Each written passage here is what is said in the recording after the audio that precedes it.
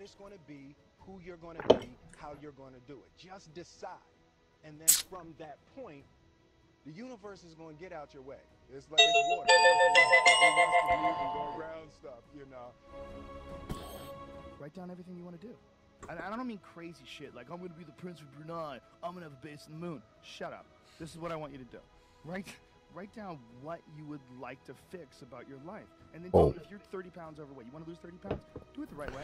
Go Joe Rogan. Monitor your calories, write down what you eat, exercise every day, force yourself to do it. Say you're the general. The brain is the general, the troops of the body. Get up and you do it. And then you get to write it down. And if you don't write it down, you don't eat, you don't jerk off, you don't shower. Write that shit down. So you I gotta set all this up again. Make yourself do it. And if you do that, if you write shit down and do that, you can change who the fuck you are.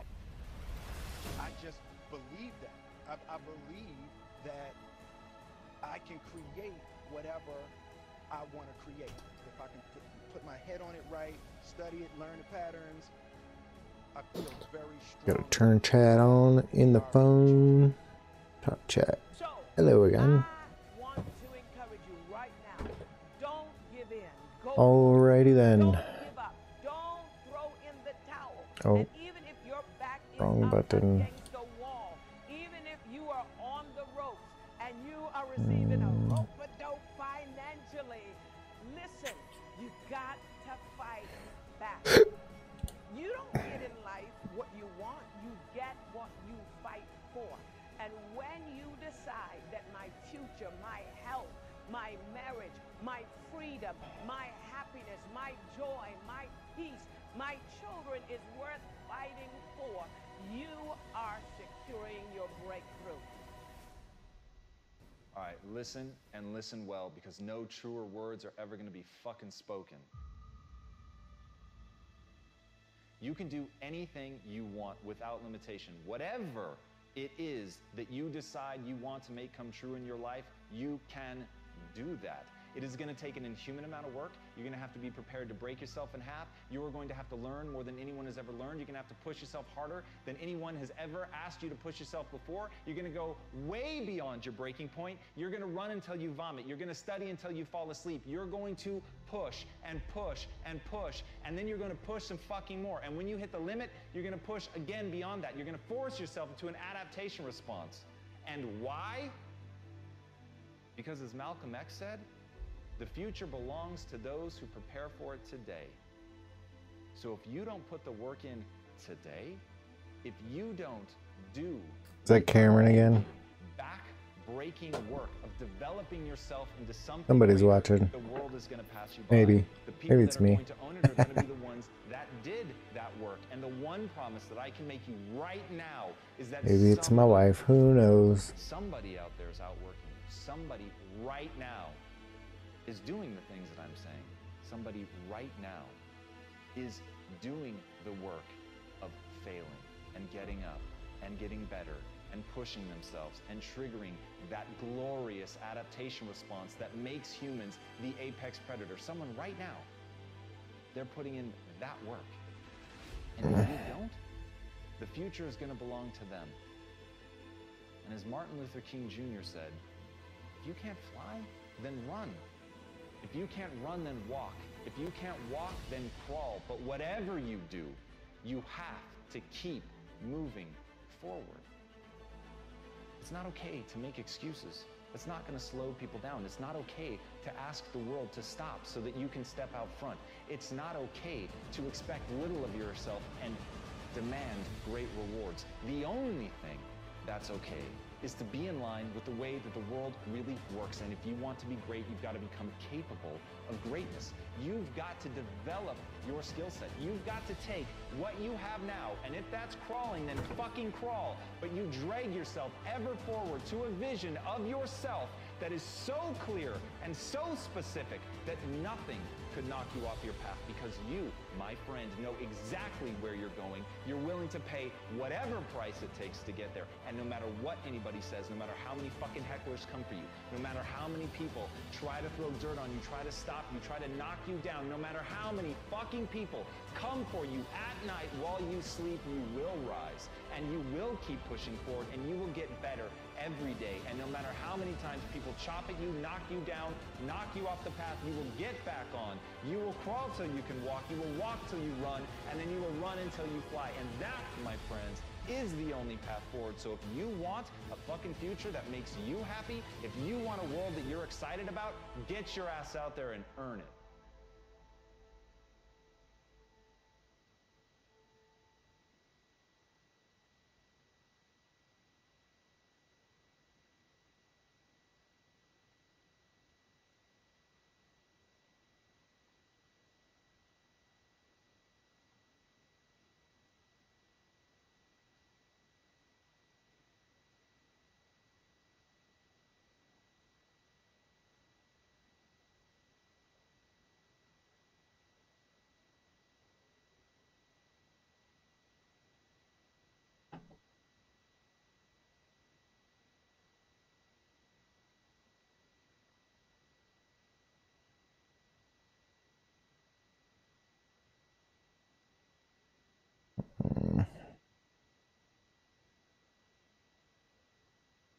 Oh, my video stopped.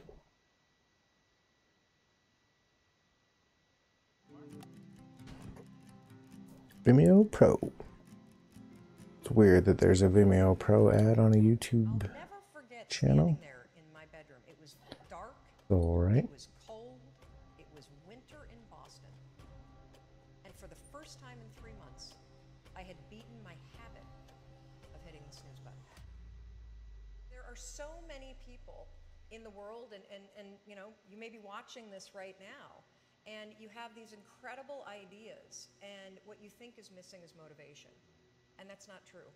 Because the way that our minds are wired, and the fact about human beings, is that we are not designed to do things that are uncomfortable or scary or difficult. Our brains are designed to protect us from those things, because our brains are trying to keep us alive. And in order to change, in order to build a business, in order to be the best parent, the best spouse, to do all those things that you know you want to do with your life, with your work, with your dreams, you're going to have to do things that are difficult, uncertain, or scary, which sets up this problem for all of us. You're never going to feel like it. Motivation's garbage. You only feel motivated to do the things that are easy, right? Why do you think that is? Oh, I know exactly why that is. Because I've studied this so much, because for me, one of the hardest things to figure out was, why is it so hard to do the little things that would improve my life? And what I've come to realize, and what we'll talk a lot about today, is that the way that our minds are designed is our minds are designed to stop you at all costs from doing anything that might hurt you. And the way that this all happens is, it all starts with something super subtle. Can't believe that none of us that. ever catch. Oh, And that I don't is want that. with this habit that all of us have that nobody's talking about. We all have a habit of hesitating. We have an idea. You're sitting in a meeting. You have this incredible idea. And instead of just, you know, saying it, you stop and you hesitate. Now, what none of us realize is that when you hesitate, just that moment, that micro moment, that small hesitation, it sends a stress signal to your brain. It wakes your brain up, and your brain all of a sudden goes, oh wait a minute, why is he hesitating? He didn't hesitate with his killer spiky sneakers. He didn't hesitate with the really cool track pants. He didn't hesitate with the NASA t-shirt. Now he's hesitating to talk. Something must be up. So then your brain goes to work to protect you. It has a million different ways to protect you. One of them is called the spotlight effect. It's a known phenomenon where your brain magnifies risk. Why? To pull you away from something that it perceives to be a problem. And so you can truly trace every single problem or complaint in your life to silence and hesitation. Those are decisions. And what I do, and what's changed my life, is waking up and realizing that motivation's garbage. I'm never going to feel like doing the things that are tough or difficult or uncertain or scary or new. So I need to stop waiting until I feel like it. And number two, I am one decision away from a totally different marriage, a totally different life, a totally different job, a totally different income, a totally different relationship with my kids. Not like one decision, I'm divorcing you, in the marriage example, but one decision on, you know, you could be having a conversation with your spouse and you feel your emotions rise up, and within a tiny window, those emotions can take over and can impact how your marriage goes. Or you can learn how to take control of that micro moment and make a decision to act in a way that actually shifts your marriage. Your life comes down to your decisions, and if you change your decisions, you will change everything. I was 41 years old. I was unemployed. My husband had started a restaurant business, which was his dream. This is actually a funny story. When he got laid off from a big job in high tech, and I think he was really relieved. You know how a lot of us wait to quit our jobs and then we get laid off and we're like, yes. And he said, I'm not going to look for a job. I'm going to go into the restaurant business. And I think I said the most famous lines of our marriage at that point. I looked at him and I said, listen, buddy, inspiration is for strangers. You get your butt back to that job and you pay the mortgage. And again, micro moment where I'm being a jerk instead of being a supportive wife. But that's an example of where, when he said he was not going to go get a job, but he was going to start a business, the first thing that was there was fear. And so fear was making the decision for me. God, I love that you can share that, though. That's so powerful. Well, so what happened is the first restaurant was a home run. And of course, what do you do when things are successful? You grow it. You grow it really big. And so they decided to raise some money. And we threw in our home equity line, the kids' college savings. They tried to open a second and a third, and at the same point, a grocery store chain encouraged them to go into wholesale. So it basically got way too big, way too fast, and the wheels started to come off. And they came off so badly that the second restaurant failed, and they held on to it for too long, like a lot of us do. It's another trick our brains play on us called sunk costs. When you Must throw be a ton of so time, a on. ton of money I think in this something, counts. it's really hard to let go of it. And if you haven't done it And in my business, phone. we all have a relationship in our past, stayed way too I'm long. assuming. It was a trick your brain Because played. nobody's talking. So by the time that they closed the second restaurant, it was an $800,000 loss. I mean, that meant our entire home equity line gone. Right. It meant kids' college. I get just choked up just thinking about how terrifying it was. And so I found myself at the age of 41, like, just feeling like a complete failure. And so did Chris. And to make it worse, not only had we lost all of our savings, but so many Blinker. friends and family members had invested. And so there was this real tension between the truth of what was happening and what you had to do in public, because it was a public business. Shame, failure, embarrassment, and the liens started to hit the house. The phone started to ring, and it was nothing but collection calls. And I just remember feeling this tremendous shame. And at some point, I think we all hit that moment in life where things just are not going how you thought they would go. And what's amazing about those moments is we all respond very differently. So my husband, he would spring out of bed, and he would head right out that door, 6 o'clock in the morning, and he would go meet his partner, and they would— I think that's my dog snoring. Face their problems head on. And he's also a smart guy. I mean, he did not want to be in the house when I am not woke up, because sure. I was a raging bitch at that point in our lives. And the reason why is because when you're scared and you're afraid and you're jealous and you're overwhelmed with emotion, it is so much easier to point the finger at other people. That's a decision, by the way. Sure. One you may not be aware that you're making, but you're still making it. So what would happen to me is the exact opposite. Is Chris would be gone, the alarm would go off at 6 o'clock in the morning, and I would lie there. And I would think about the lien on the house, and I would think about the bankruptcy that we were facing, and I would think about how much we had fought the night before, and I would think about the fact that I was unemployed, and I would hit the snooze button. I mean, why would you get up when your life is like that? Why would you? I mean, I needed confidence. I needed courage. I was so tapped out. And you know, in the scheme of life, hitting the snooze button is not that big of a deal. But here's the thing about life. None of us wake up and say, today is the day I destroy my life. What we do is we kind of check out because it feels overwhelming. or we check out because we're afraid, or we check out because we start listening to self-doubt, and then we make these teeny tiny decisions all day long. We don't even realize it. Decision to not get up on time, a decision to not eat the right thing, a decision to snap at your kids, a decision to not speak in a meeting, a decision to not look for a job, a decision to not deal with your finances, a decision to not call your parents, like whatever it is. All day long, these tiny decisions that take you so far off track. And then you wake up like I did, and you look at your life and you think, how the hell did I get here? And more importantly, how do I get back over there? And you have no idea. And so I was so trapped. And I know from your story, you felt the same way. Like you knew that there was more in store for you. How do you close the gap? How do you find the power that's in you? How do you discover your greatness? How do you solve these problems? It feels so overwhelming. When you can't, I mean, I would go to the grocery store and the items would scan and I would be sitting there readying my excuse because there was no way that my check card was going to clear. Wow. So I got in this struggle with myself that a lot of us find ourselves in, and that is you get trapped in what I call the knowledge action gap.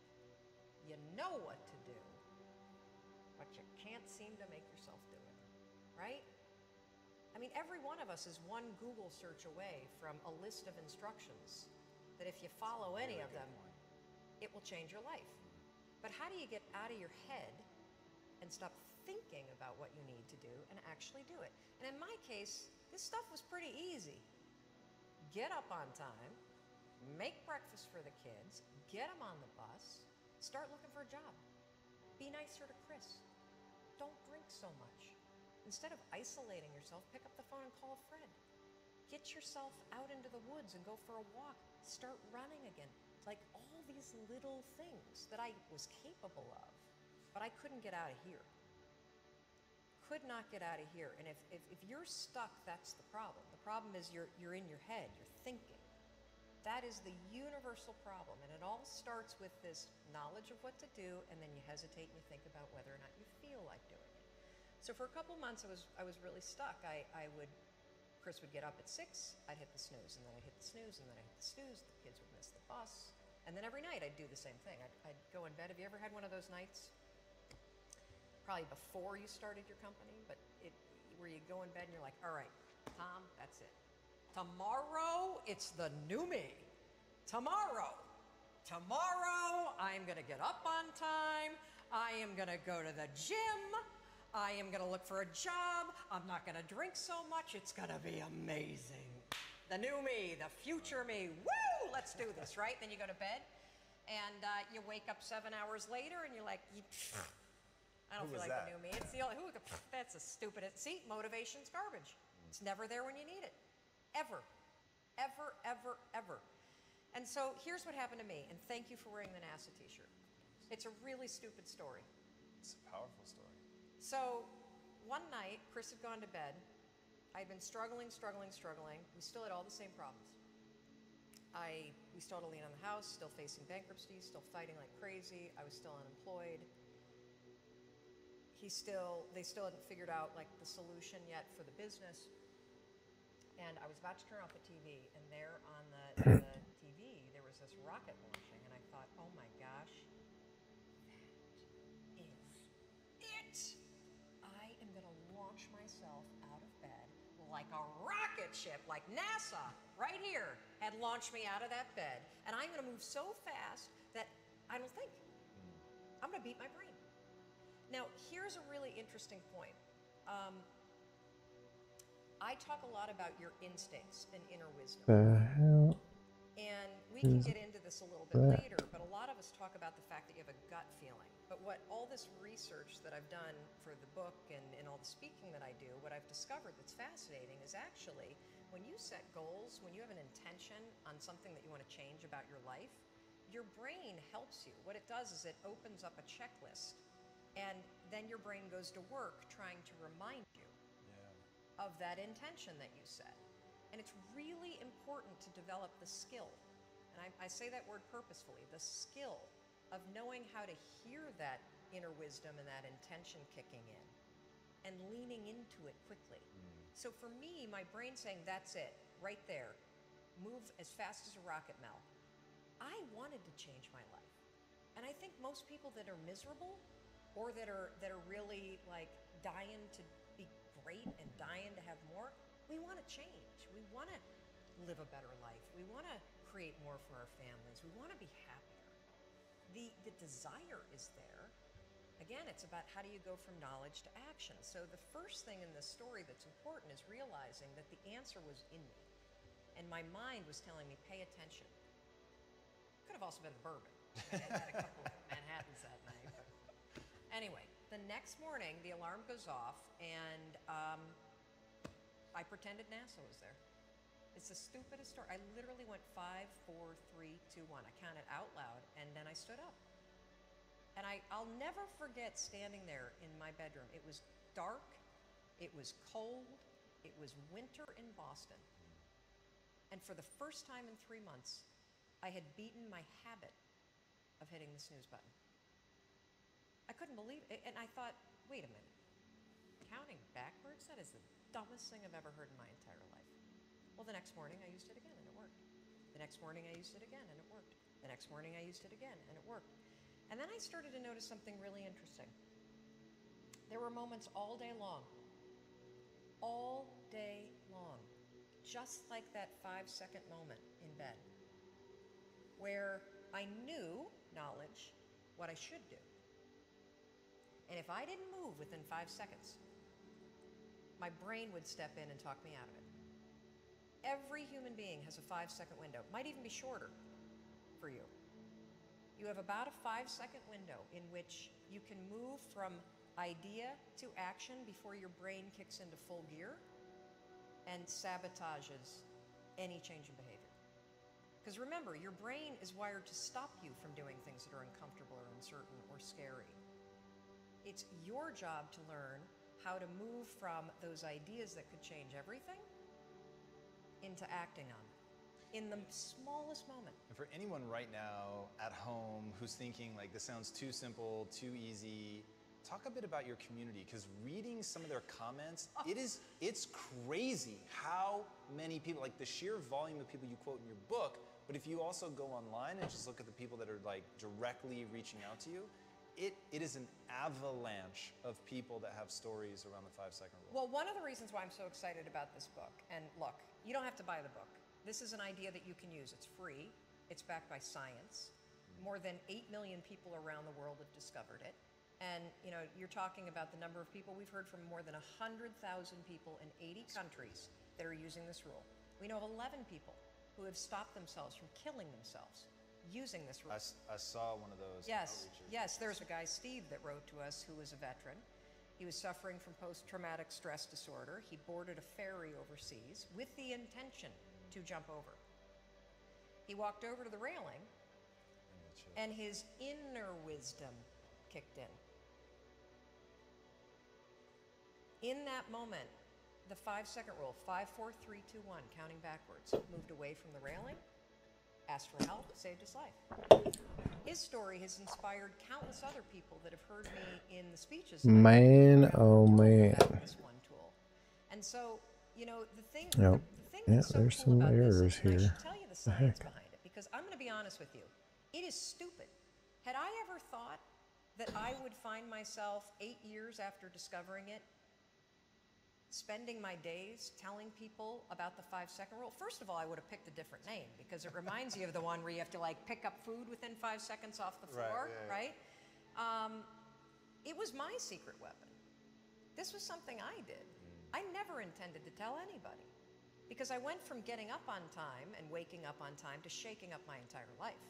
Because when you understand the power of a 5-second decision, and you understand that you always have a choice to go from autopilot to decision maker, everything in your life will change. You will be a different negotiator, you will be different in sales, you will be unstoppable in the gym, because you will realize the amount of garbage that you put in the way of your hopes, of your dreams, of your potential, of your confidence, of your courage. Everything comes down to the decisions that you make. We all know what to do. None of us know how to make ourselves do it. So I I started researching it. Why does something so stupid work? Why? Why does something so silly create such powerful and profound change? Well, here's why. The rule is a form of metacognition. Metacognition is a fancy pants term that means something real simple. You can outsmart your own brain in furtherance of goals. There are tricks that you can use that actually outsmart the tricks your brain plays on you in furtherance of a higher purpose. We all know this. You can restrain yourself if you're in a situation that calls for it. You can jump into a raging river to save your dog or your kid. You can direct yourself in ways if it's important to you. And so the rule, what it does is it does something really remarkable. When you count backwards, 5, 4, 3, 2, 1, what you're actually doing is you're interrupting what researchers call habit loops that get encoded as closed loop patterns in your basal ganglia. That's the part of the brain where your feelings, where your emotions, every habit that you have, which is nothing more than behavior that you repeat that you don't even think about. I've heard it referred to as a gearbox. Yeah. To shift your attention. Yes. And so when you go 5, 4, 3, 2, 1, it interrupts what's going on here that's spinning without you thinking, and it moves and awakens your prefrontal cortex. So when you hit 1, your habit has been interrupted. So you've interrupted self-doubt. You've interrupted maybe snapping at your kids. You've interrupted the desire to grab for a drink. You've interrupted procrastination. You've also, by counting backwards, done an action. It's awakened your prefrontal cortex. That is the part of the brain that you need that's awake when you're changing behavior, when you're learning new things. When you hit 1, it's also a prompt. So in the language of research, you'll hear people talk about starting rituals. That is something that's proven to help you learn a new habit. The 5-second rule, when you repeat it, becomes a starting ritual that triggers you to act with confidence, that triggers you that this is a moment for courage, that triggers you to shift gears. And because you've also done the manual work of awakening the part of the brain that you need to change, you've set yourself up for success. It doesn't work if you count up, because you can keep going. And also, counting up doesn't require focus. Let me go see Tiana. Prefrontal cortex, and it prompts you to move. When you start to use it, and then you read about it, you'll see that it's being used all over the place. They use it in order to align troops and get them to start exercise. That's my dog. Preschools, 5, 4, 3. He wanted to go. My oldest daughter, just got home from work, Stop talking. and he wanted to Because it visit her. It's not a habit. It will become a habit. So, Have confidence, courage. But in the beginning, it interrupts patterns of behavior that you do on autopilot. It helps you assert control, and it teaches you how to become the kind of person that moves from thinking about something to actually doing it.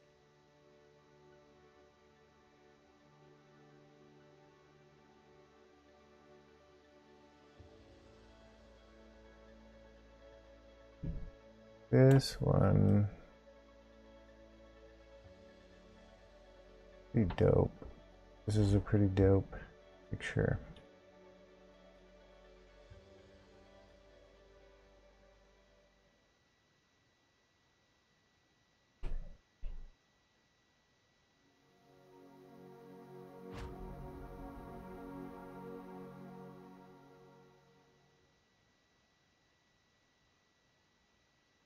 Bigger welcome. Hello, San Francisco. TEDx. Oh my God, blinding light. Hi, everybody. How are you? Fine. Oh my gosh. Okay, so my name is Mel Robbins, and for the last 17 years, I have done nothing but help people get everything that they want. Within reason. My husband's here. And so I've done it in the courtroom, in the boardroom, in the bedroom, in people's living room, whatever room you want to be in. If I'm there, I will help you get whatever you want by any means necessary. For the last 3 years, I host a syndicated radio show. 5 days a week, I go live in 40 cities, and I talk to men and women across America who feel stuck. Do you know that 1/3 of Americans feel dissatisfied with their lives right now? That is 100 million people. That's insane.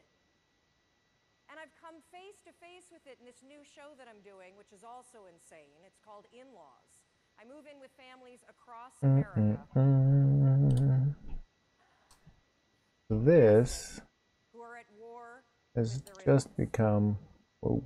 We move them into the same house. Whoa. I verbally assassinate everybody. We open Okay, up yeah. Pandora's box. Let's And I get people to stop arguing about the donuts and who's hosting Thanksgiving dinner and talk about the real stuff. And that's what I want to talk to you about. I'm here for you. I'm going to tell you everything I know in less than 18 minutes about how to get what you want. So I want you to take a millisecond right now, and I want you to think about what you want. Nope. You. Experimenting. Screw Simon and the we thing. This is about me, right now. Sorry, Simon. What do you want? And here's the deal. I don't want it to sound good to other people. Being healthy will not get your ass on a treadmill. Losing your man boobs so you could hook up with somebody, now that's motivation. So I want to know, what do you want? Do you want to lose weight? Do you want to triple your income? Do you want to start a nonprofit? Do you want to find love? What is it? Get it right here. You know what it is. Don't analyze it to death. Just pick something. That's part of the problem. You won't pick. So we're going to be talking about how you get what you want. All right. Oh, I do like the color. I like black and white too. But the color is pretty amazing. Notice I didn't say it was easy. I'm gonna bring this into Photoshop actually. Let me actually check. We live in the Make most amazing moment in time. So that thing that you have up here, whatever it may be. So much going on though that I added to this picture. Slowing my computer down. Way down. Down, down, down, down. Right now and buy at least 10 books written by credentialed experts on how the hell you do it. You could Google it, and you could probably find at least, I don't know, blogs documenting the step-by-step transformation that somebody else is already doing. There's a lot going on my desk also. You can just walk in their footsteps and let them, just use the science. What's battery on this? Follow what everyone else has done. Dead. Awesome. So why don't you have when you have all the information there are probably free tools online that allow you to start a business or join a group or do whatever the heck you want. It all comes down to one word.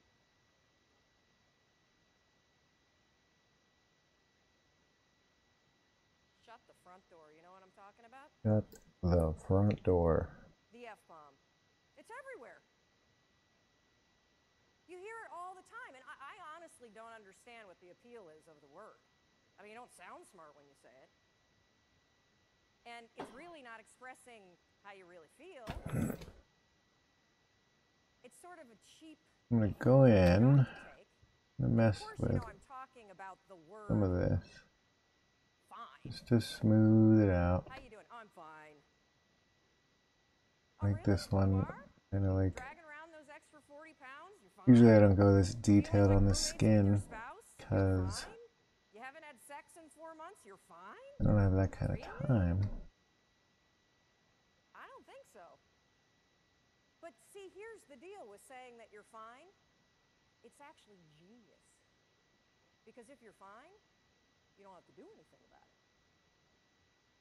But when you think about this word fine, it just makes me so angry. I mean, here we are at a conference about being alive, and you're going to describe the experience of being alive as fine? What a flimsy and feeble word. If you're crappy, say you're crappy. If you're amazing, say you're amazing. Tell the truth. And this not only goes for the social construct, oh, I don't want to burden you with the fact that I hate my life, or, hey, I'm amazing, but that would make you feel terrible. The bigger issue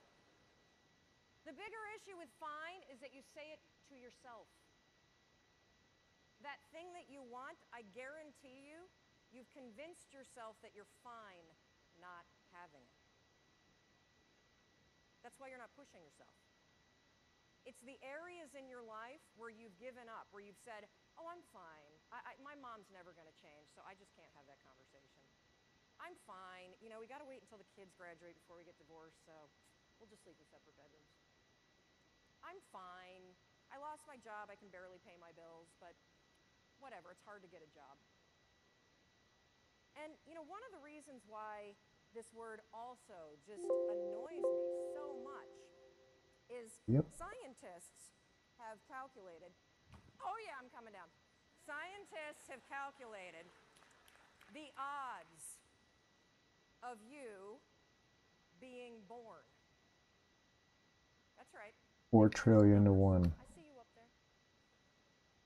They have crunched the numbers on you. Yeah, no, you guys standing up, you want to sit down for this. They've crunched the numbers on you being born. And they took into account all of the wars and the natural disasters and the dinosaurs and everything else.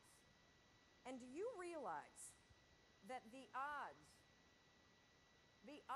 of you, yeah, right here, put your computer away, stand up for me, Doug. So the odds of Doug here, turn around, say hi to everybody. The odds, yeah, of Doug being born at the moment in time he was born, to the parents you were born to, with the DNA structure that you have, 1 in 400 trillion. Isn't that amazing? I'm so lucky. Yes. You're not fine, you're fantastic. You have life-changing ideas for a reason, and it's not to torture yourself. Thank you. Thank you, Doug. You know, Christine was right when she said all of you could be on stage, because all of you, we're all in this category. 1 in 400 trillion. All day long, Pretty you have crazy. ideas that could change your life. Pretty crazy if you think about it. That could change the way 1 in that you feel. 400 trillion. What do you do with them? That you are alive Hopefully I won't and move born. you. You didn't pay for that. Where you were born and all I want that. you to just think for a minute, because we all have, I love to use the analogy, the inner snooze button. You have these amazing ideas that bubble up, right? You've been watching people all day, and I guarantee you, like, you know, ping pong balls, boom, boom, boom, boom, boom, boom, boom. You've got an idea, oh, I should do this, I should do that. And every time you have an idea, what do? Boop, hit the snooze. What's the first decision you made this morning? I bet it was to go back to bed. Yep, the first decision today, I'm 1 in 400 trillion, I'm going to sleep. And I get What the heck, man? That is comfortable. It's cozy, it's warm. If you're lucky, you've got, you know, like somebody that you love next to you. Or in my case, I've got my husband and my 2 kids and possibly the dog. Oh, And that the joke reason why I'm bombed. bringing up this first decision that you made today and the inner You're talking snooze all this positive and then say something negative. is because Come on, lady. area of your life that you want to change. Any. There's one fact that you need to know. This one. You're never going to feel like it. Ever. True. No one's coming. Motivation isn't happening. You're never going to feel like it. Scientists call it activation energy. There's always going to be a reason to not do something. To do something new. So try this test tomorrow. You think you're so fancy. I know you're attending TED. Try this. Tomorrow morning, set your alarm for 30 minutes earlier. And then when it goes off, take those sheets, throw them off, and stand up and start your day. No snooze, no delay, no I'll just wait here for 5 seconds as Mel's not So let's see what I did. Do it. Took away a few little lines. I didn't even smooth her skin. You will come face to a terrible amount. And I mean physical force that's required to change your behavior. Do you think that somebody who needs to lose weight ever feels like going on a diet? Of course not. Do you think they ever feel like eating boiled chicken and peas instead of a croissant? I don't think so. The activation energy required to get your ass away from your computer and out your front door to go on the walk you said that you were going to go on is the exact same amount of force that it takes you to push yourself out of a warm bed and into a cold room. Get that. What's interesting about being an adult is that we're just gonna mess with this just a hair. Nobody tells you that it's now going to be your job to parent yourself. And by parent yourself, I mean it's your job to make yourself do the crap you don't want to do so you can be everything that you're supposed to be. And you're so damn busy waiting to feel like it. And you're never going to.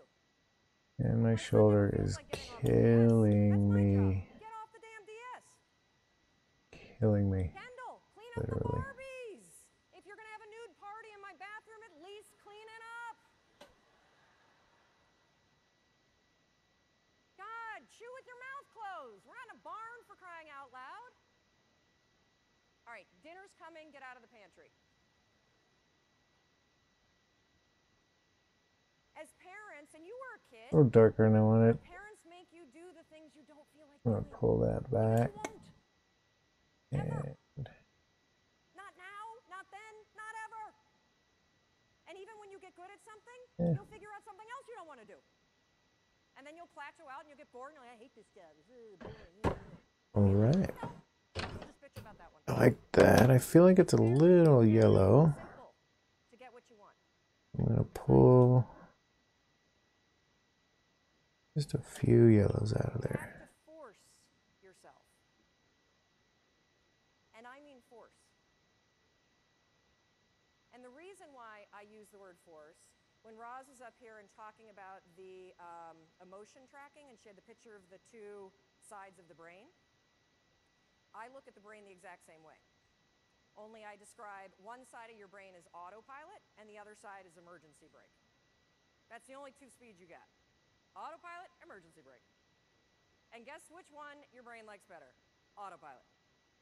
You've had the experience where you've driven to work, right? And you get there and you're like, oh my God, I don't remember driving here. You weren't drunk. That was your brain on autopilot. It was functioning just at this level.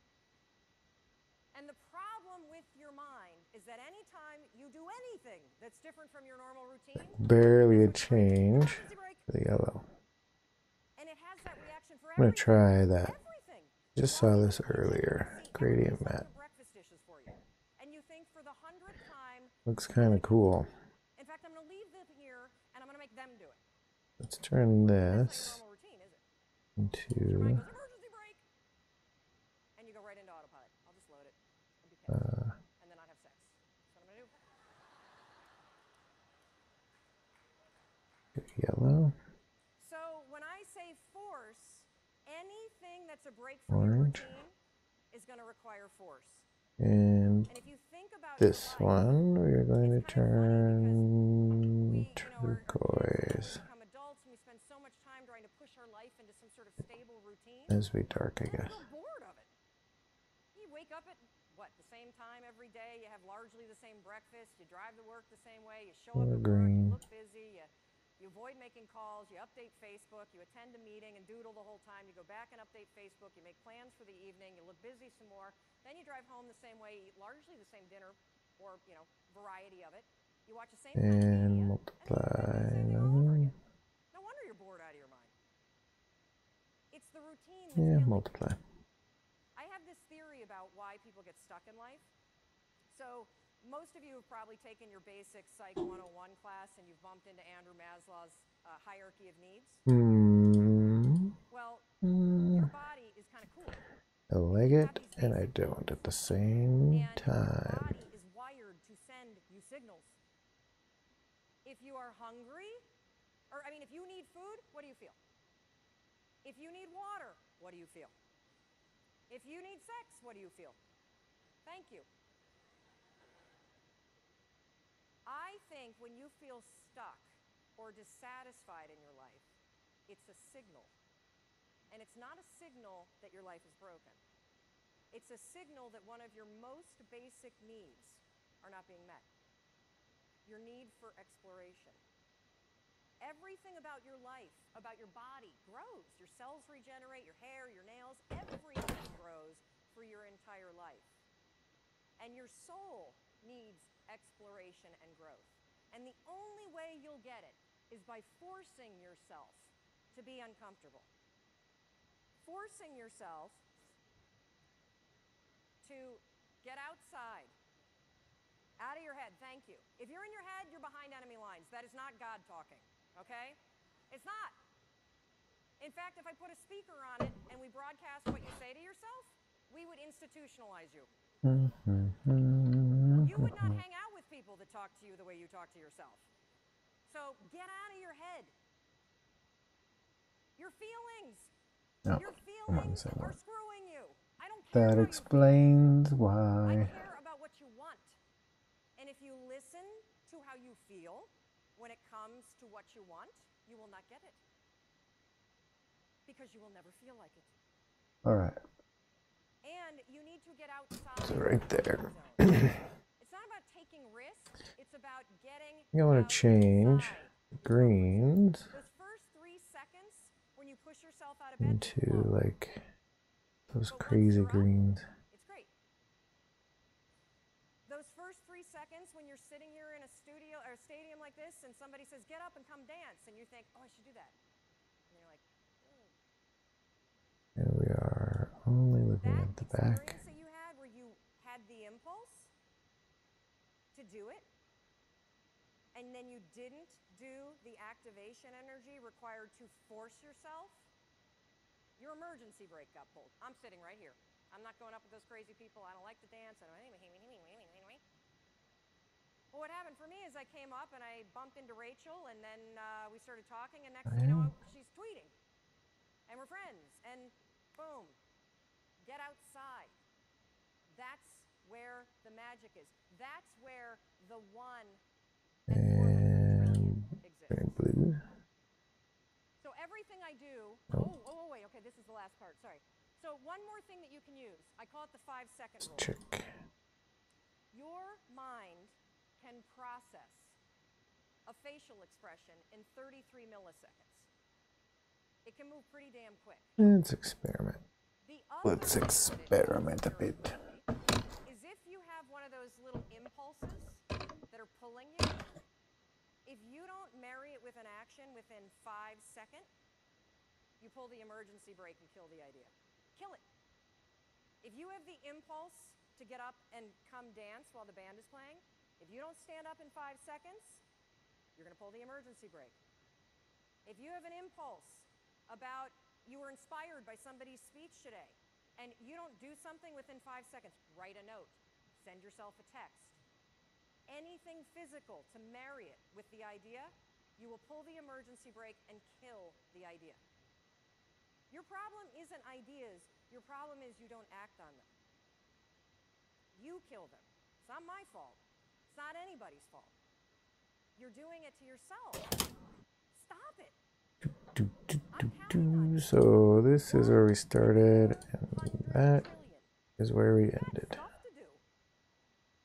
And it's not going to happen in your head. So I want you to practice this today. When we go off to party, thank God it's coming soon, because I think we all could use a cocktail. I want you to practice the 5-second rule.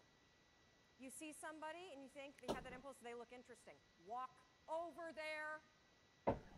You were inspired by somebody and you have a request. Hey, somebody's watching. Weird. You're here. Hi. Experiment with it, and I think you'll be shocked about what happens. And one more thing, you know, I want you to know that everything that I do, whether it's the radio show or the television show or the book that I wrote or the column, it's for you. And if there is anything that I can do, If I can do anything to make you do the things you don't want to do so you can have what you want, I will do it. But you need to walk over, you need to open your mouth, and you need to make the request. You got it? Good. Go do it.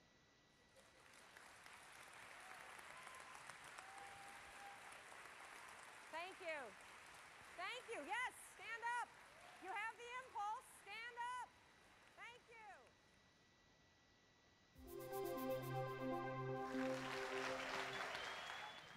So I have a Facebook friend whose life seems perfect. She lives in a gorgeous house, and she has a really rewarding career. And she and her family go on all these exciting adventures together on the weekends.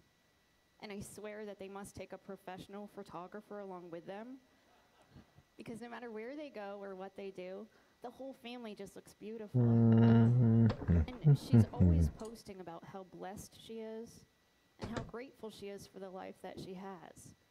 And I get the feeling she's not just saying those things for the sake of Facebook, but she truly means it. How many of you have a friend kind of like that? And how many of you kind of don't like that person sometimes? We all do this, right? It's hard not to do. But that way of thinking costs us something. And that's what I want to talk to you about today. Oh, that's not even on there. Need to find something else to listen to, because maybe you scroll through your Facebook feed and you think boring. Boring. I'll never forget. Life is this. Life is this. 2016 to 2018 people. I need to do this at 31. Yeah.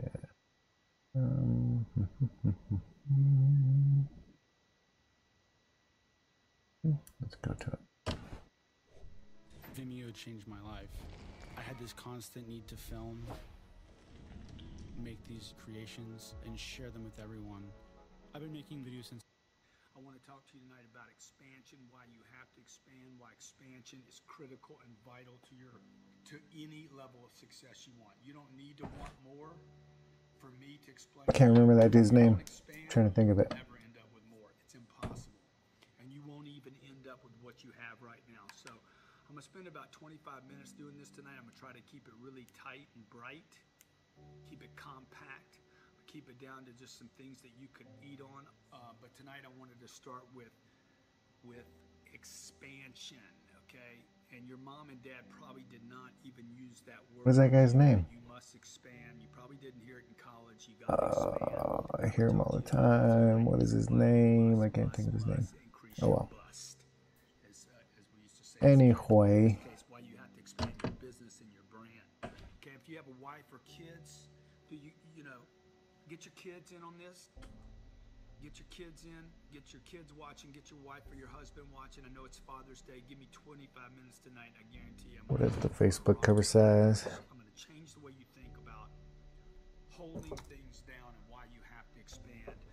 Okay, so look, we're going to talk about something 51. that if I knew 1700. When I was 31 years old, I'd probably be worth $500 million today. Or I'd be broke, one of the two. You know, might be broke. Bell ring. But I don't think so. I think I'd be worth $400 or $500 million. And if you don't know who I am, my name's Grant Cardone, New York Times bestseller. Grant Cardone. 5 books. I've done probably a dozen best-selling programs that have sold over 10,000 units. That's about what it takes to hit a bestsellers list. I've sold some programs that have sold hundreds of thousands of units. I'm not talking about books now. I'm talking about audio programs, downloads, webinars. I have a real estate company in addition to my consulting company, and that has done almost $500 million in transactions.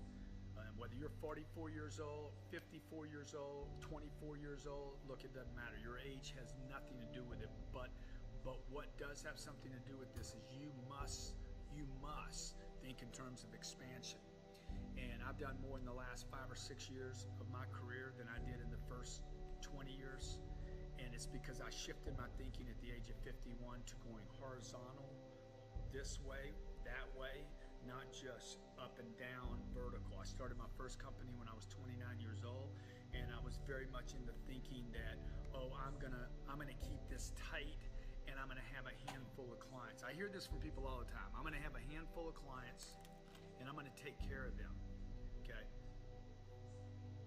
So just so you know, that is one of the biggest mistakes you can make in business. I'm gonna have a handful of clients, and I will take your questions, by the way, and I do notice who retweets and reshares. Thank you guys so much for the retweets, reshares. Tar Heel, you're always there for me, bro. Appreciate it.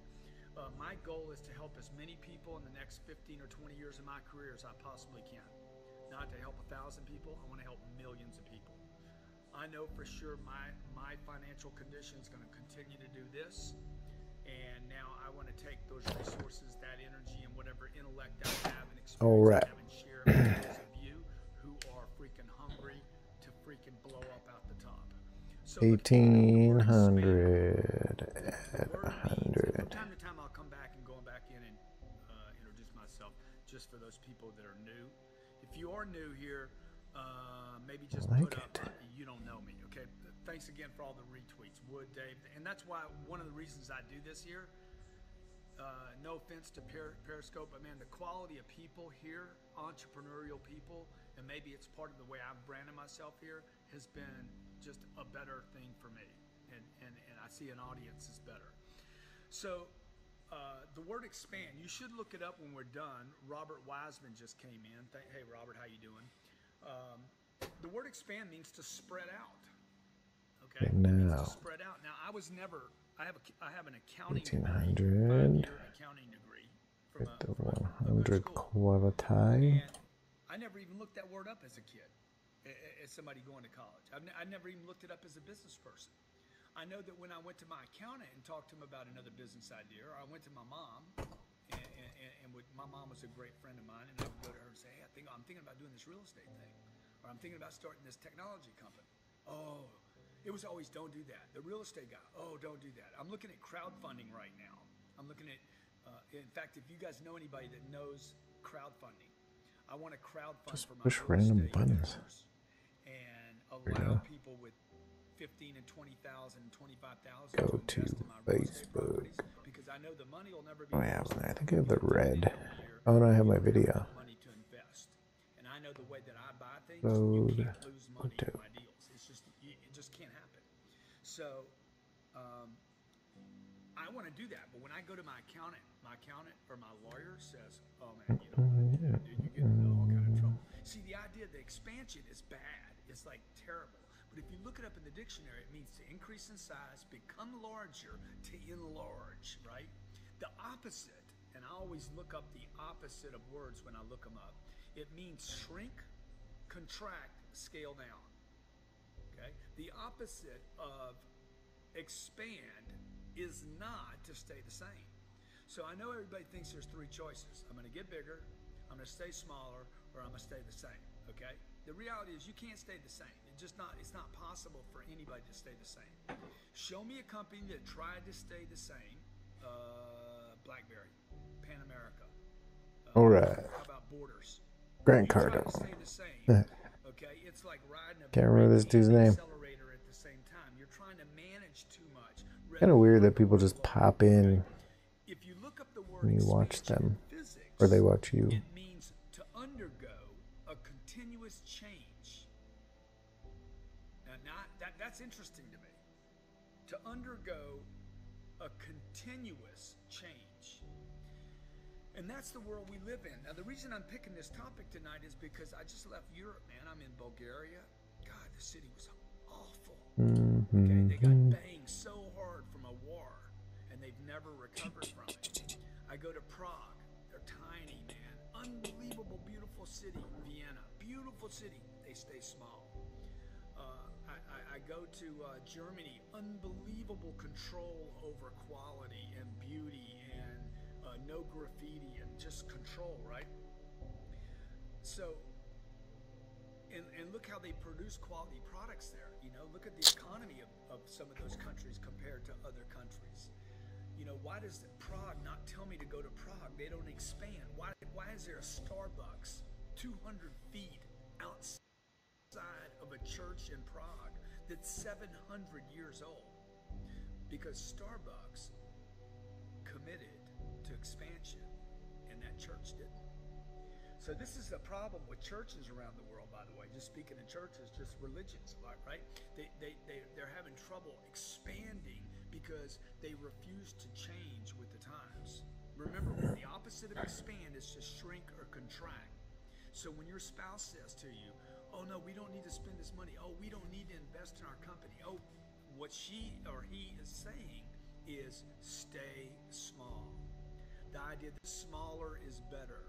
I remember hearing this when I was in San Diego from a guy that had grown his business. Good guy, great guy. His name's Phil. And Phil had grown his real estate business and he got spanked. You know, his timing was a little bad because his expansion got so big that he ended up doing some deals that maybe weren't good for him.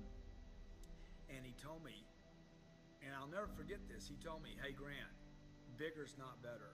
Okay, I should have stayed smaller. And that stuck in my memory. And I remember I drugged that around with me so long thinking, oh my God, man, you know, I shouldn't get bigger. And then I think about Starbucks, Google's, YouTube, you know. I mean, look at the people playing in the space and look at what this technology does, okay? Where are you guys from? I guarantee you. I'm like super disappointed in a lot of these. They should have been far better than what they were. So much hate from so many people. I was criticized so harshly. They're so like, Cardone is the thing not to do. they're okay, but they're not like, they should be better. I wasn't trying to take care of the space that I was in, okay? So look. Yeah, like, this is what I want you to know. Whether it's a brand, a business, or your finances, okay? You have to do two things. Should be First, you better. got to go deep, and then you have to go wide. You cannot do one or the other. You must go deep to get money, and you must take the money deep, okay? And you must take the money when you go deep, take that revenue, okay? And then should become cash flow, which I need to do a whole show just on cash flow, because cash flow is the holy grail of business. Cash flow is the ability to have free cash, okay? That's not tied to something. You need to turn these off. So you go Even deep, though I'm sure it's the other stuff too. and at the same time, you go wide. Now, what I did the first 20 years I was in business was I just went deep. I kept going deep, and I'd keep getting money out over and over and over again, okay? And I'd take that money and I'd stash it away. And I didn't reinvest in going horizontal with that first business. Man, that red, that pink. Reinvesting in that first one that I'd gone deep in. You know, think about the way they're fracking for gas now. You know, they go horizontal. They don't have to go as deep. Well, the truth is a good company is going to go deep and horizontal. So you want to go deep and wide. You want to go deep to get the money, and you want to take that money and then disseminate back in programs that go wide. I'm going to show you some very easy ways to do this, okay? Expansion. Now, let me tell you why you want to expand, okay? And somebody just said it, cash is like oxygen for a company, but most people don't do that. Most people don't reinvest their dough, you know? The guy that I worked for at 30 years old, he should have never lost me. But the reason he lost me is because his company stayed so small. And I was asked this question in Bulgaria a couple of times. Actually, I was asked in Bulgaria, I was asked in Frankfurt, and I was asked in Vienna. One question was asked in all three of those cities. I'm losing good people, okay? I have good people, they get to the top of the food chain and I can't keep them. I'm like, it's because your company stays too small. When a company stays too small, they get to the top of the food chain, the good people do, and they're like, shit, I'm just gonna go knock this off and do it myself. The guy that I worked for at 30 years old, he must have lost a dozen unbelievably talented people that went out and started their own gigs. those 12 deals should have all been his. But he didn't grow and create new opportunities. He was just trying to keep all the cash for himself. And he's the one that decided, oh, I made $1.5 million this year. I did great. He thought that was great. See, that's why you can't run a business like that, folks. You can't run a business on what is great to you. You have to run a business based on what do I need money for going forward. All right, just to tell everybody what we're talking about and who I am, Grant Cardone, New York Times best-selling author, 5 books. I got 6 and I don't 7 like this dude. Here's another dude, man. He just, $1 million this year in sales. I do these it streams bothers me. for entrepreneurs that are committed to success, that want to blow their business up. And that's 43 rules for success. The perfect small business The perfect work from home part-time job, no license degrees. Elite mindset. All right. Anything you do, nothing happens overnight, man. It seems that way, but it's all hard work. I have been on planes, trains, and automobiles for the last 13 years, out selling the sport, getting deals done, getting doors slammed on my face. Yeah, high she got. All happened. Got crazy high, Christina.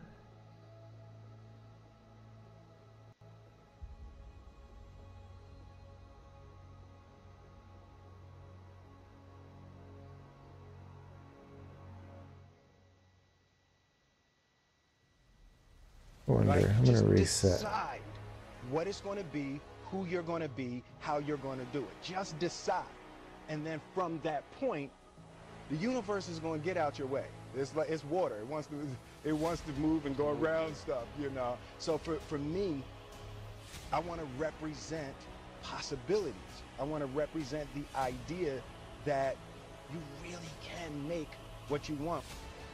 I just believe that. I believe that I can create whatever I want to create. If I can put my head on it right, study it, learn the patterns, and you know, it's hard to put into words, real metaphysical, esoteric nonsense, but I feel very strongly that we are who we choose to be.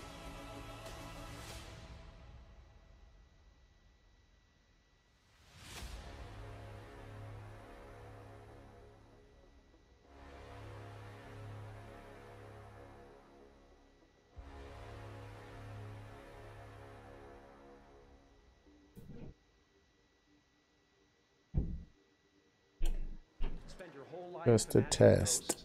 Worrying about the pathway to the future, but all To that see. will ever be is what's happening here, and the decisions we make in this moment, which are based in either love or fear. And So Carrie, many of us choose our path you're out of fear cray-cray. disguised as practicality. Not always in a good way. What we really want seems impossibly out of reach, Crazy. ridiculous to expect, so we never dare to ask the universe for it. I'm saying, I'm the proof that you can ask. It's kind of a bad example. My father could have been a great comedian, but he didn't believe that that was possible for him. And so he made a conservative choice. Instead, he got a safe job as an accountant. And when I was 12 years old, he was let go from that safe job. And our family had to do whatever we could to survive. I learned many great lessons from my father, not the least of which was that you can fail at what you don't want. So you might as well take a chance. There we doing go. what you love.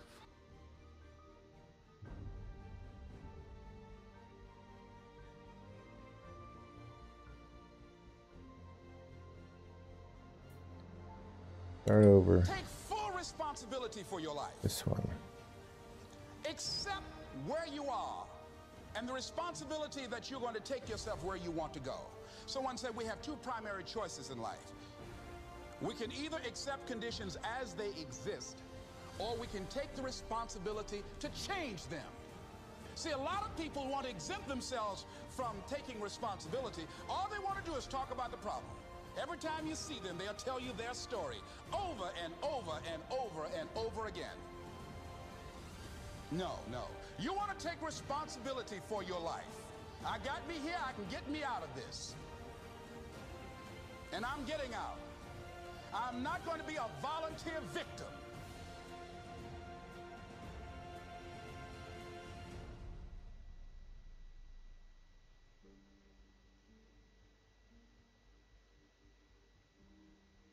don't be afraid to fail. Because if you're afraid to fail, then you're always holding yourself back because you're afraid that if you go all out, you may fail. Well, in weightlifting, we learned that very quickly. The only way you could break a record is if you're willing to fail. That's when you put on more weight, you try it, sometimes you would not be able to lift it, which has happened to me many times, but eventually, when you train hard enough, you will lift it. Don't be afraid to fail. I mean, how far can you fall?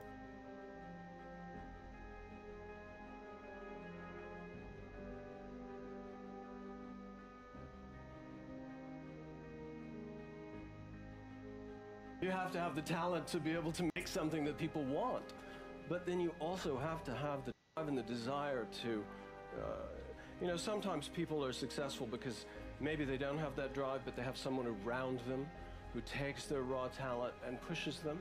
But what you often see is when that other person steps away, their career can collapse, even though their talent may be immense.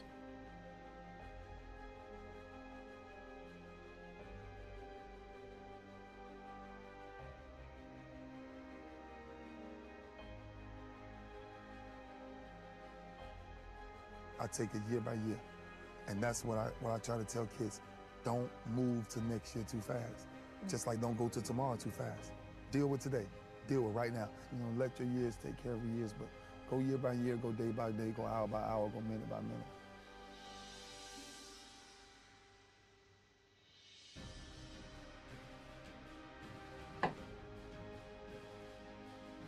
And I mean, personally, I always try to listen because maybe I'm not getting something. I always try and take everybody's, because it's important to listen to everyone, as many people as you can, and get their input. But then finally, you have to make your own decision about what you're going to do, and that's it. That's what you feel, and that's it. And that's the most important thing. I think the most important thing, because that's where the uniqueness comes in, because it's you. You've done it. It's your thing. It's not anybody else's. It's your choice.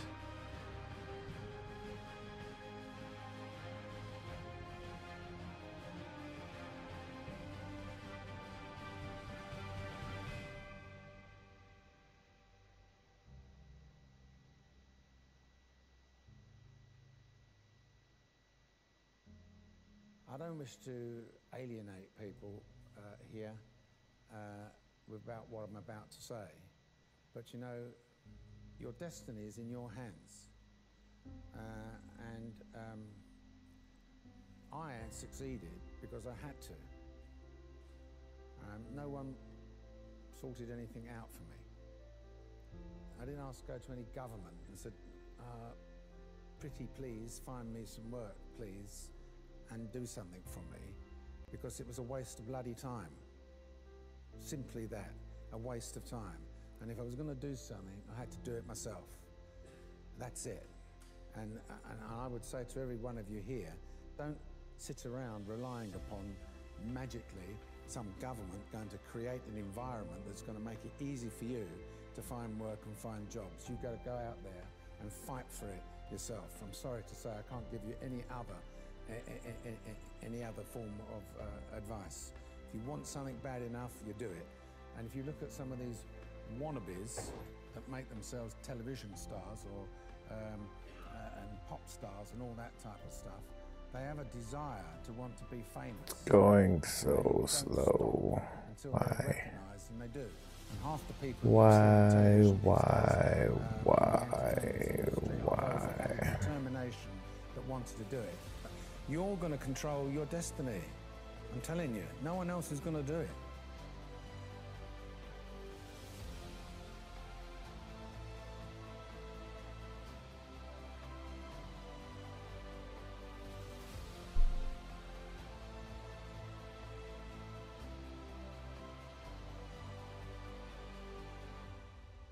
What I found out in life, as life goes on, life is about losing. As we get older, we lose our hair, we lose our teeth, we lose our mothers, our fathers, our sisters, and but it's the ones who overcome, they're lost in life and could shun away adversity and always willing to fight it. Every particular moment in life are the ones that are able to transcend and be able to spread the word to other people who's in that same particular genre as they are.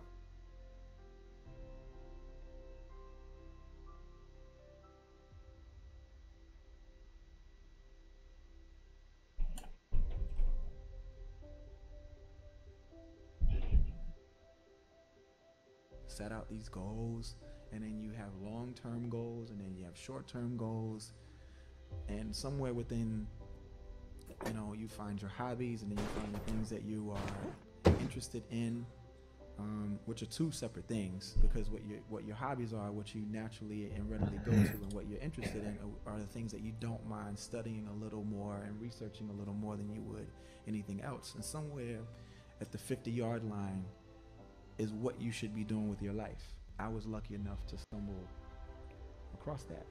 I look at every opportunity as something that cements the next block in your sidewalk. And it's just important to, like, you know, don't look over your shoulder every 5 minutes. If anything, just continue to stand on your tippy toes to see how far you can see and what's in the horizon.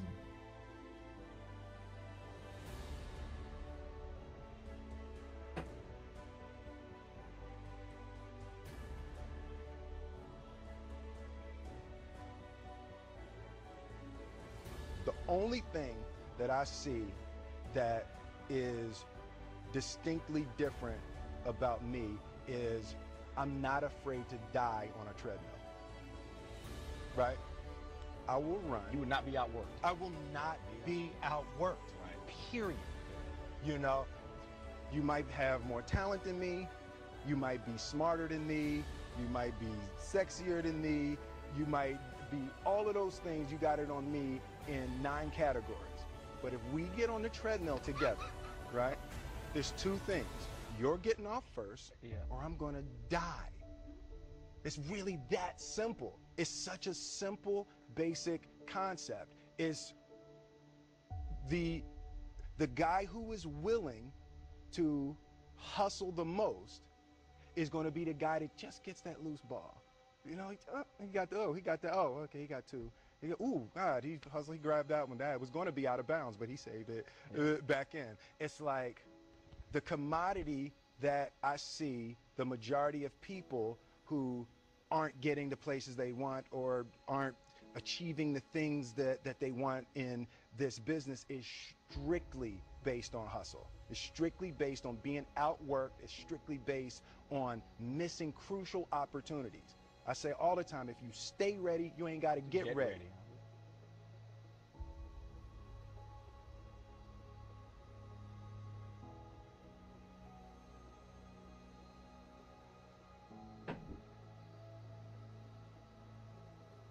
I say if you have a passion for business, you also better have a knowledge for it. And so if people want to own a business, they better have worked for somebody else for a while, and they better have an intrinsic knowledge of that industry.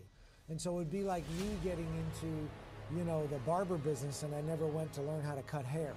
I should have a knowledge. If I don't have the knowledge, then I better have a partner, or I better have a manager or a leader in place who's vested in the business, who does have a knowledge. And so 3 guys want to open up a restaurant because they think it's cool to open up a restaurant, but none of them know how to cook or wait tables. They shouldn't be in that business.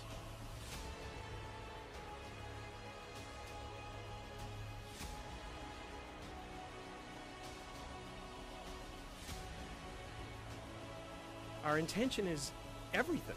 Nothing happens on this planet without it.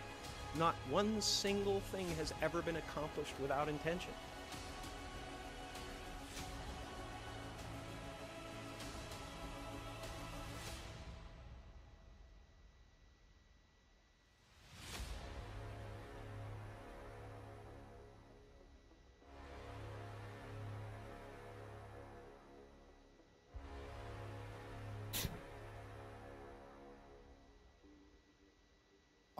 I go at business as hard as I went at the game. You know, I study businesses and I study people as much as I studied people trying to figure out plays, you know? So it's kind of something I told the kids yesterday, you know, when you see transition really start to happen, when you really want to transition into something, master it. There's no limits, you know, don't let the world ever put limits on you. You can do anything you want to do, but make sure if you have a vision, make sure the vision is written, you know, make sure you have something to actually chase and not just hoping and wishing and all these different things. So I tell guys this all the time, put your plan together and then work the plan. Don't work somebody else's plan. You have to create your own brand yourself. And your brand is whatever you feel like doing, whatever your heart is passionate about. chase it.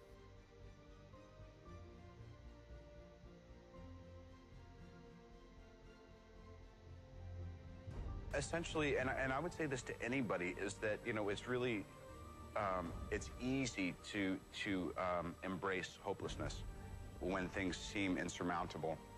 And yet, it's actually just a matter of time until all of the elements come together for things to be all right. I mean, I believe that, you know, most difficult situations will resolve themselves if you are persistent and if you don't give up entirely. And that's what I never did. I never gave up.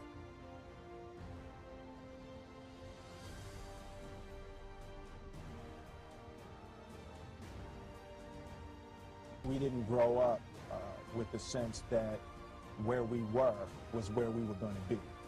You know, we grew up with the sense that where we were almost didn't matter because we were becoming something greater.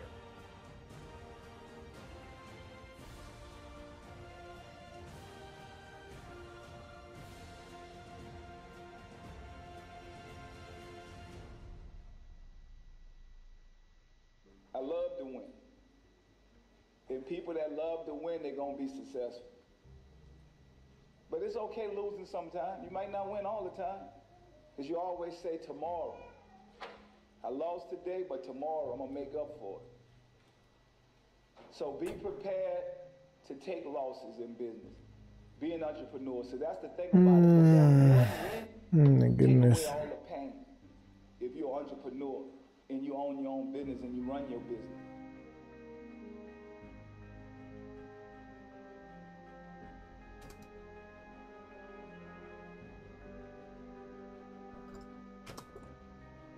You've got to decide that the behavior pattern that you have adopted doesn't work for you. You've got to change your strategies, and changing your strategy means reinventing your life. Recreating you, and you have the power to do that. You can decide that you're going to change, that you're not going to be a wimp. You can decide that you're going to stand up to life.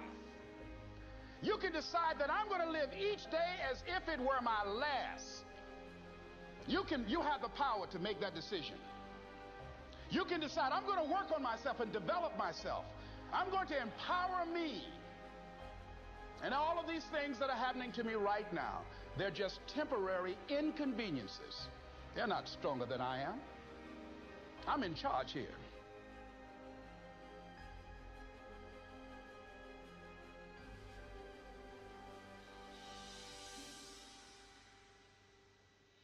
You have to be what you're going to be. You have to fulfill your destiny. For whatever reason, this is just the way I am. I jump up and I start doing these things, and I like building things. And as a kid, I liked building things. And what I'm building now is a brand. It's a, you know, but it is still building, and it is a compulsion. I cannot help it. It is what I do. And I've realized over time that it's also what makes me happy. And that if I can't do it, I don't feel fulfilled. So it's a compulsion. You will only ever have two choices, love or fear. Choose love, and don't ever let fear turn you against your playful heart.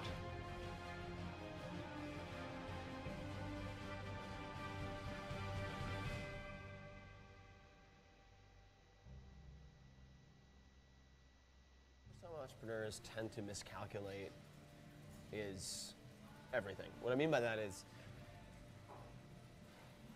optimism has a place, but I think even more so for the first-time entrepreneur, you need to be pragmatically pessimistic. What I mean by that is you need to define all of the worst-case scenarios in terms of financial loss, time It's loss, really annoying. Look at what you will learn if that happens and accept and come to terms with that before you ever start. If you don't do that and you go straight into battling the world, trying to conquer the world with rose-colored glasses on, the first time you hit a major hiccup, you're going to become really demoralized and you will quit.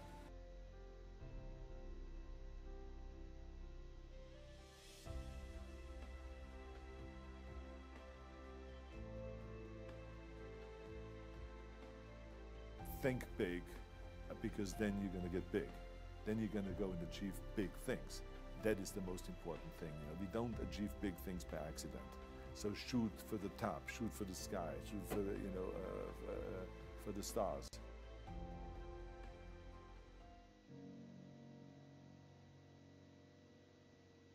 You say to yourself every day, it's possible. You say that every day to yourself, it's possible. Because what does that do? See, it begins to change your belief system. See, the way in which we operate, ladies and gentlemen, it's a manifestation of what we believe, what's possible for us. Whatever you've done up to this point, all that it really is a duplication, it's a reproduction of what you believe subconsciously that you deserve and what's possible for your life. Before April 1954, the common belief, the universal belief, because it had been tried again and again and again, and people had failed, the belief was that man was not physically capable of breaking the 4-minute barrier, that he could not run a mile in less than 4 minutes. That was the belief on the planet. It had never been done. But here's what happened, ladies and gentlemen. Roger Bannister came along, and he broke the 4-minute barrier. Now here's what's significant about that. Since that time, up to this day, over 20,000 people have done it, including high school kids. What changed? 20,000 people, what changed? Here's what happened when they got on the track. They knew it had been done. And because they knew it had been done, there was a new belief about this barrier, about this goal that was unreachable.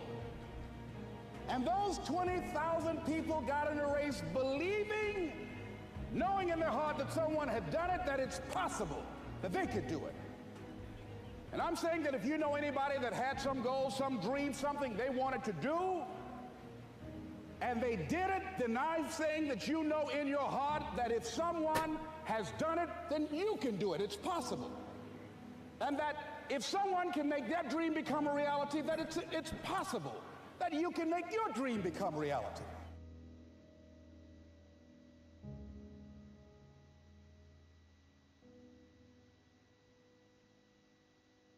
You must fail 100 times to succeed once. That's part of it. No one succeeds the first time. It's learning how to not get disappointed with failure, to understand failure. You only learn when you fail. You don't learn when you succeed.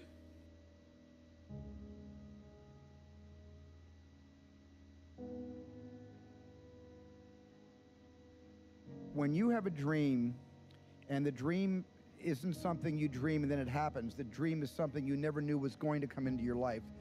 Dreams always come from behind you, not right between your eyes. It sneaks up on you. But when you have a dream, it doesn't often come at you screaming in your face, this is who you are, this is what you must be for the rest of your life. Sometimes a dream almost whispers. And I've always said to my kids, the hardest thing to listen to, your instincts, your human personal intuition, always whispers, it never shouts. Very hard to hear. So you have to, every day of your lives, be ready to hear what whispers in your ear. It very rarely shouts. And if you can listen to the whisper, and if it tickles your heart, and it's something you think you want to do for the rest of your life, then that is going to be what you do for the rest of your life, and we will benefit from everything you do.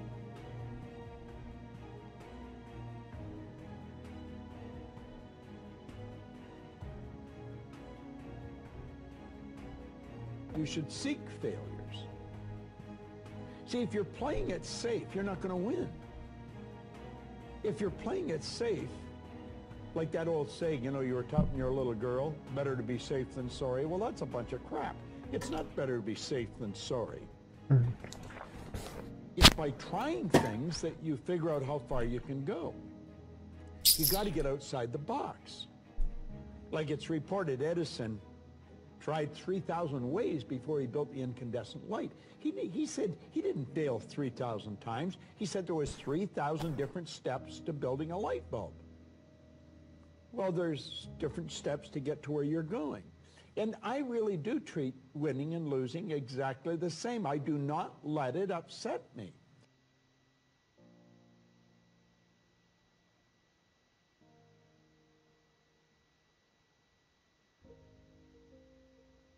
That is not going to happen as quickly as you want it to happen.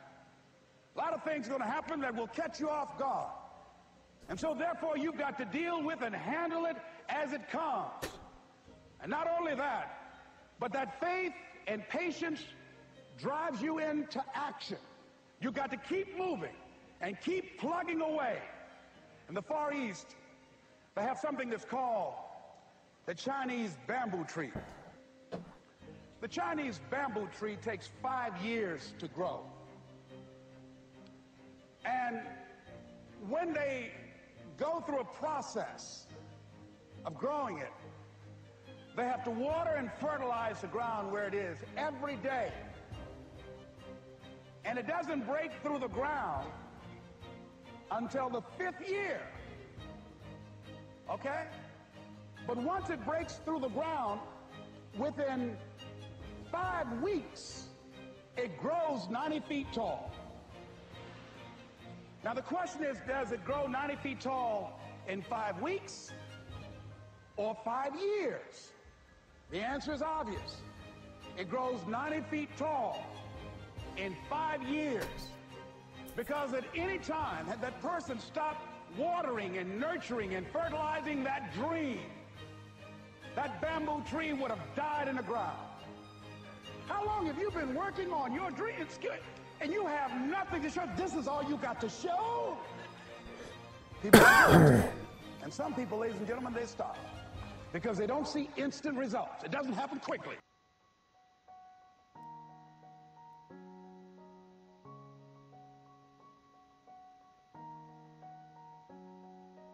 Go to the experts for advice. Don't ask the person next door, your mother, father, brother, or the guy that works beside you, because they don't necessarily know. There's no point in asking a person how to earn a lot of money if they're only earning $10,000 a year. They don't know.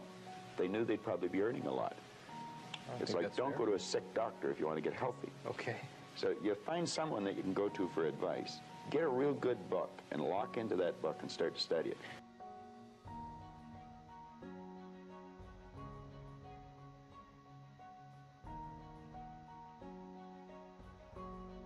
I've said for years that you have to celebrate your victories and really celebrate your mistakes. And what I mean by that is that you have to learn from the mistakes that you make, and you've got to create an environment where people are not afraid to take a risk and not afraid to do things that are beyond what the expectations are. At the same time, you've got to set up a framework for how those things are managed and judged and evaluated.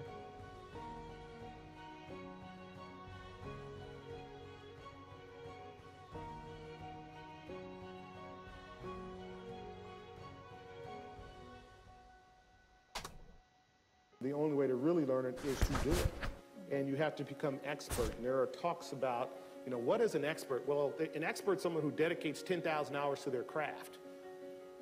Okay? That's a lot of time.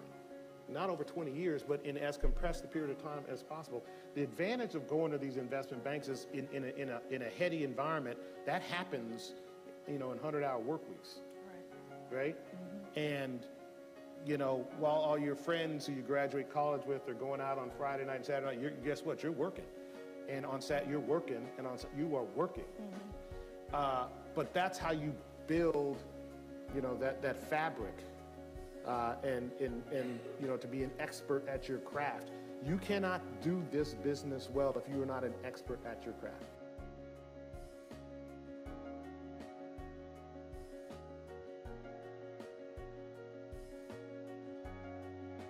When we have had failures, those have ultimately resulted in some of the greatest successes we've ever had. You talk about those, particularly when someone comes to see you and they say, yeah, feeling really bad because this didn't work out. Okay, well, let me tell you about some other things that didn't work out that we learned a lot from, and you know, let's pick ourselves back up and let's figure out what we learned from this and how we go apply that next time. You know, when you're in the zone of doing things that no one's ever done before, if you're only succeeding, you're not taking enough risk.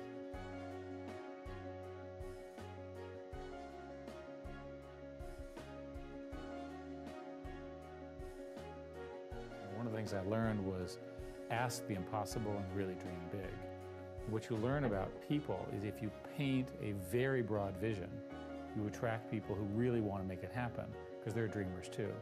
So you can inspire people, and with that inspiration, you get the smartest people, and they deal with a lot of stuff.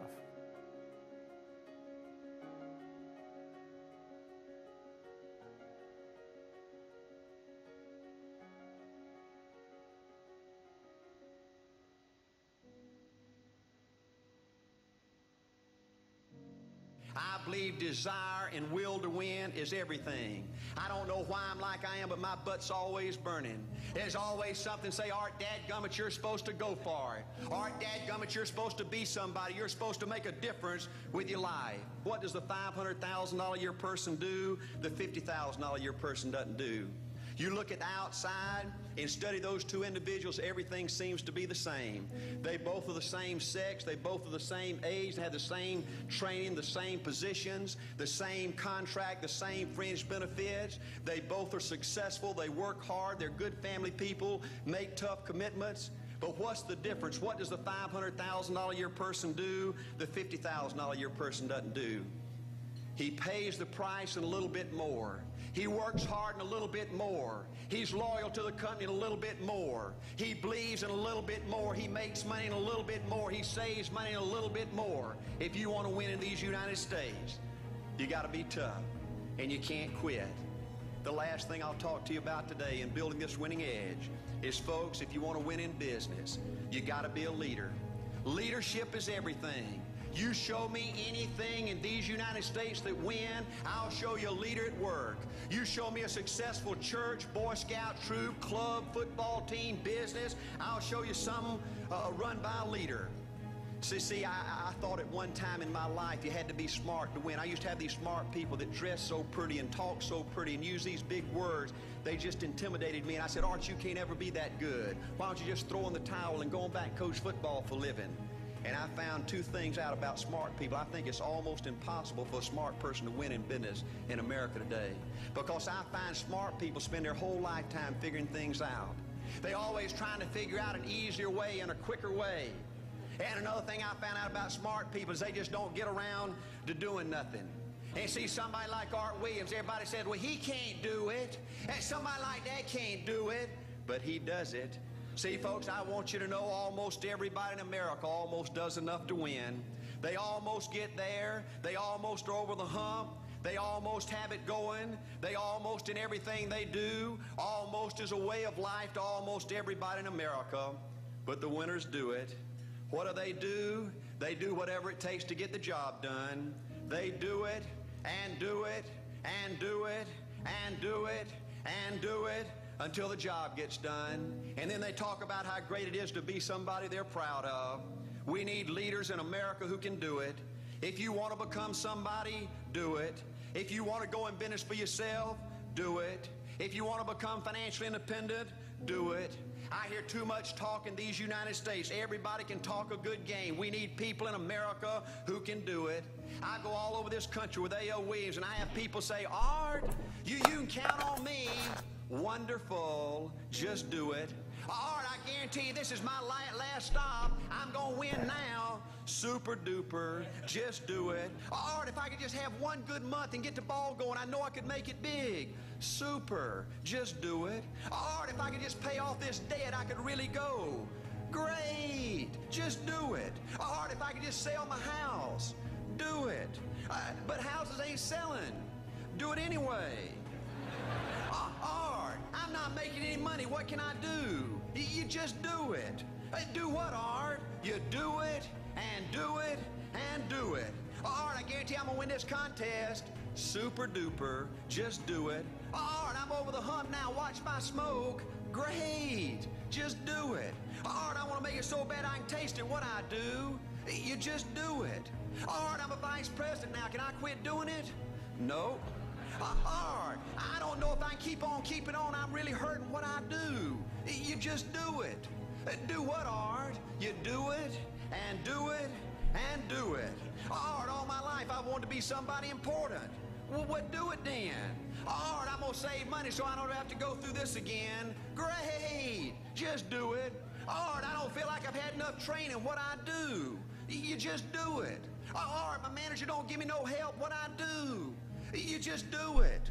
Art, you don't understand. I was Mr. Everything at my former company. You don't mean I have to start off down at the bottom and do it, do you? Yep, you really got to do it. Art, what's the primary difference between winners and losers? The winners do it. They do it, and do it, and do it, and do it, until the job gets done. And then they talk about how great it is to finally have achieved something unique, and how glad they are that they didn't quit like everybody else, and how wonderful it is to finally be somebody they're proud of and make a difference with their life.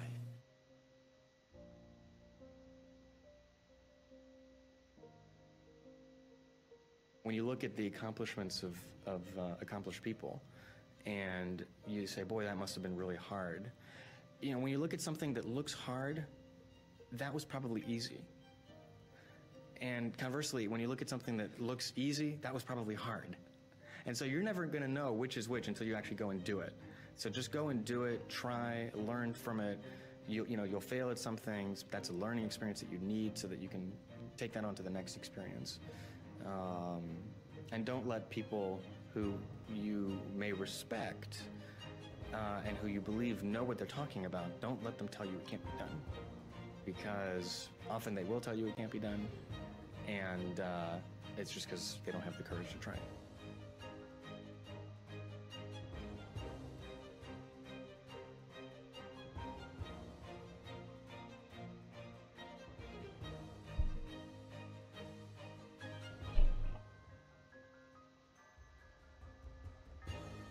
You want to raise the bar on yourself. Most people won't do that.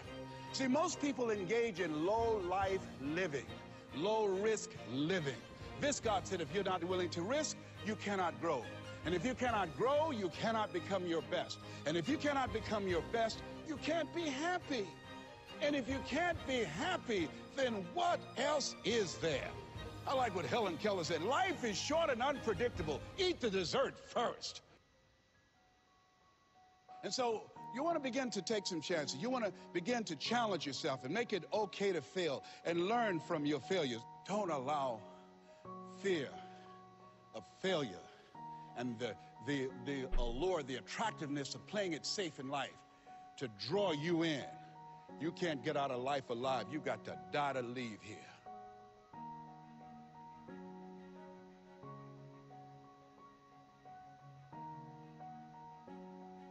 Work very, very, very hard to figure out what the world's going to look like in 5 years. What will people be doing? What will your customers want? Where will costs will be? In our case, what will networks look like? How important will phones be? What will the apps look like? What services? And spend an awful lot of time on that. And then take a look at your offerings.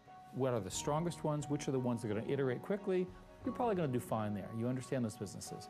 What about these others? If you think about in the media business, there are media businesses that are growing very well and others that are in great trouble.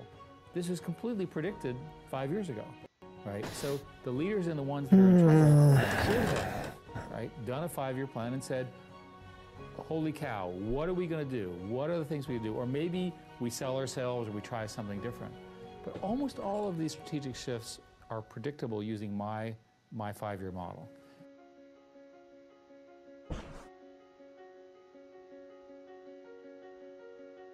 You know, if at some point in your life, you know, you have to work with people where you feel a bit insecure. I should probably just go That's to essential because that bed. means you're working with people who are better than you and who are pushing you, right? And so I'll always encourage, if you actually feel very secure in what you do, you know, that means you're doing something comfortable and you're not pushing yourself. And so there are many, many times I've felt working with people in a group, am I doing enough? These people seem much better than me, and I think that's an inherent part of learning.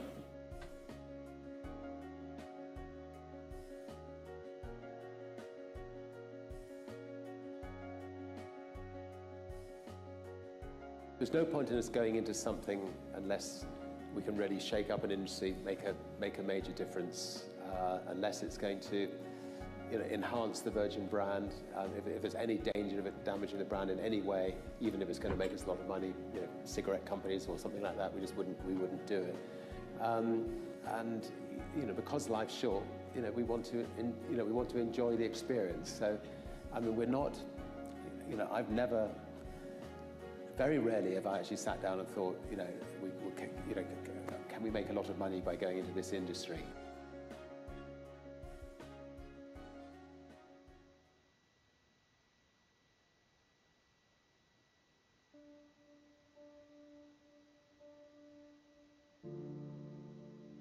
The most powerful motivational speeches that I have ever heard came from people who told me I couldn't do something.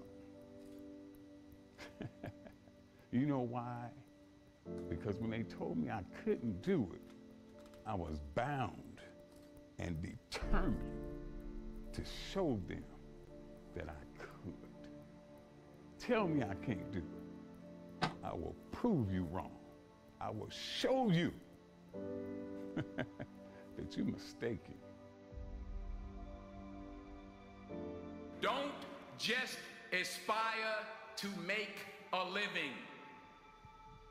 Aspire to make a difference. Anything you want good, you can have. So claim it. Work hard to get it. When you get it, reach back. Pull someone else up. Each one, teach one.